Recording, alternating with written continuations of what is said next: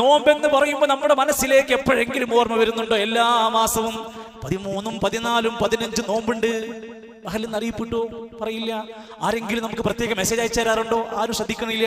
എല്ലാ തിങ്കളും വ്യാഴവും നമുക്ക് നോമ്പുണ്ട്. ഇത് ശഅബാൻ മാസമാണ്. എത്ര നോമ്പ് വേണമെങ്കിലും നമുക്ക് സാധ്യമാകുന്ന എത്ര നോൽക്കാവുന്നതാണ്. ഇതൊന്നും പ്രസക്തിയില്ല. 15 നോമ്പ് എടുക്കണം. എന്താ 15 നോമ്പ് നോൽക്കാനുള്ള കാരണം?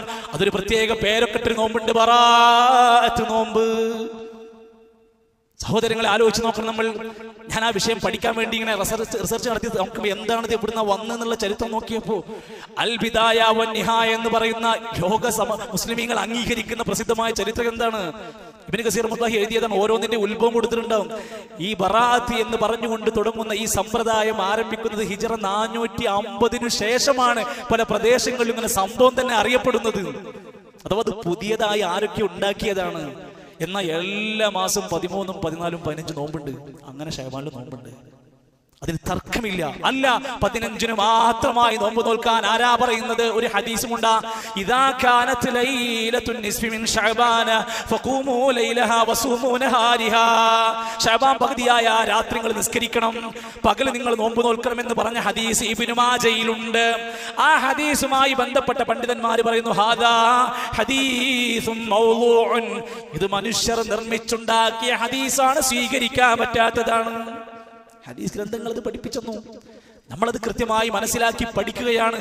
എന്തെല്ലാം കാര്യങ്ങൾ സമൂഹത്തിന്റെ ഇടയിൽ പ്രചരിപ്പിക്കപ്പെടുകയാണ്. സാധാരണഗതിയിൽ ഖുർആനിലെ ഏത് സൂറത്ത് എത്ര തവണ ഓതുന്നത് വലിയ പുണ്യാണ്.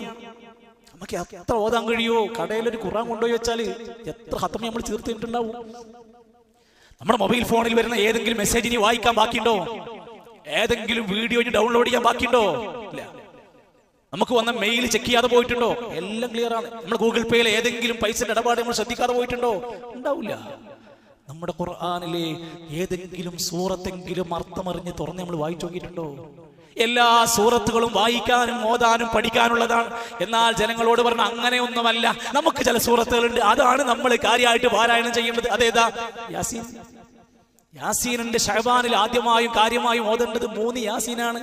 എന്തിനാ 3 യാസീൻ? ഒരു യാസീൻ മഗ്ഫിറത്ത് കിട്ടാൻ വേണ്ടിയാണ്. അടുത്ത യാസീൻ എന്തിനാ? റിസ്ക് കിട്ടാൻ വേണ്ടിയാണ്. കാര്യപ്പെട്ട ബേജാർ അവിടെയാണ്. അതുകൊണ്ട് റിസ്ക് കിട്ടാൻ വേണ്ടിയാണ്. മൂന്നാമത്തത് എന്തിനാ? ദീർഘായുസ് കിട്ടാൻ വേണ്ടിയിട്ടാണ്, മരിക്കാതിരിക്കാൻ വേണ്ടിയിട്ടാണ്. അങ്ങനെ ഈ 3 യാസീന് മുടങ്ങാതെ സാധുക്കൾ ഇരുന്ന് ഓതിക്കൊണ്ടിരിക്കുകയാണ്. സഹോദരങ്ങളെ, ഇതൊക്കെ നമ്മൾ പഠിക്കണത് എവിടുന്നാണെന്നറിയോ? ഇത്രക്ക് വലിയൊരു പുണ്യമുള്ള കാര്യമാണെങ്കിൽ നമ്മളെ സ്വഹാബത്തെങ്കിലും അതിന് മാതൃക കാണിച്ചാൽ. മദ്ഹബിന്റെ ഇമാമിങ്ങൾ എന്തുകൊണ്ടും അവരുടെ കിതാബുകളിൽ അത് തുറന്ന് എഴുതി വെക്കും. എന്താ അവിടെ നാം കാണാത്തത്?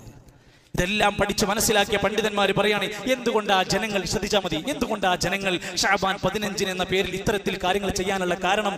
ജനങ്ങളോട് ചിലർ പറയുന്നു ശഅബാൻ 15 ബറാഅത്തിന്റെ അന്നാണ് ഖുർആൻ ഇറങ്ങിയത്. ഈ വിശ്വാസം നമ്മിൽ എത്ര പേർക്കുണ്ടെന്ന് ആലോചിച്ച് നോക്കിയാൽ മതി. വിശുദ്ധ ഖുർആനിന്റെ ഇബ്നു കസീർ റഹ്മത്തുള്ളാഹി അലൈഹി പറയാണ്, ശഹ്റു റമളാനല്ലദീ ഉൻസില ഫീഹിൽ ഖുർആൻ എന്ന ആയത്ത് മതി ഖുർആൻ ഇറങ്ങിയത് റമളാനിലാണ് എന്ന് പറയാൻ. അതിനപ്പുറം വരുന്നതെല്ലാം വ്യാജമാണ്, നിഷേധിക്കപ്പെടേണ്ട കാര്യങ്ങളാണ്.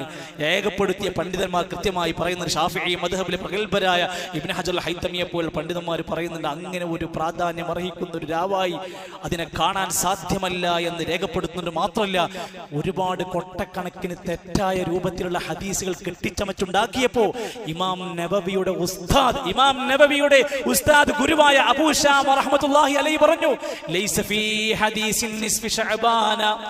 ശഅബാനിന്റെ പകുതിക്ക് വേണ്ടി പോരിശ പറഞ്ഞുകൊണ്ടുള്ള ഹദീസുകൾ ഉണ്ടല്ലോ, ഹദീസുൻ യസിഹു, സ്വഹീഹായ ഒരൊറ്റ ഹദീസുകളും കാണാൻ സാധ്യമല്ല. ഫതഹ്ഫദു ഇബാദല്ലാഹി മിൻ മുഫ്തരിൻ. അതുകൊണ്ട് അള്ളാന്റെ പേരിലും നബിന്റെ പേരിലും കെട്ടിച്ചമച്ച് വ്യാജങ്ങൾ പ്രചരിപ്പിക്കുന്നവർ ശ്രദ്ധിച്ചോളി, സൂക്ഷിച്ചോളി. ഗൗരവത്തിൽ താക്കി നൽകിയിട്ടാ പോയത്. അതുകൊണ്ട് നമ്മൾ ചെയ്യുന്ന ഓത്തും നമ്മുടെ പാരായണവും നോമ്പും സ്വലാത്തും ദിക്റും അടക്കമുള്ളത് അള്ളാന്റെ അടുത്തുനിന്ന് സ്വീകരിക്കപ്പെടുന്ന കൂലി കിട്ടുന്നതാവണമെങ്കിൽ ഇസ്ലാം പഠിച്ച ചട്ടവൃത്തങ്ങൾക്ക് ഉള്ളിൽ നമ്മുടെ പ്രവാചകൻ മാതൃകയായി മരിക്കുന്നതിന് മുമ്പ് നമുക്ക് പഠിപ്പിച്ചു തന്ന സലഫുകളായ ആദ്യത്തെ 3 തലമുറയിലെ സലഫ് സ്വാലിഹീങ്ങൾ മാതൃകയായി വരച്ചു കാണിച്ച ഇസ്ലാമിന്റെ പാതയിലാവണം നമ്മുടെ സുഹൃത്തുക്കൾ. അങ്ങനെയാണ് നമുക്ക് വിജയത്തിലേക്ക് എത്താൻ സാധ്യമാവുകയുള്ളൂ എന്നുകൂടെ വ്യക്തമാക്കി മനസ്സിലാക്കുക.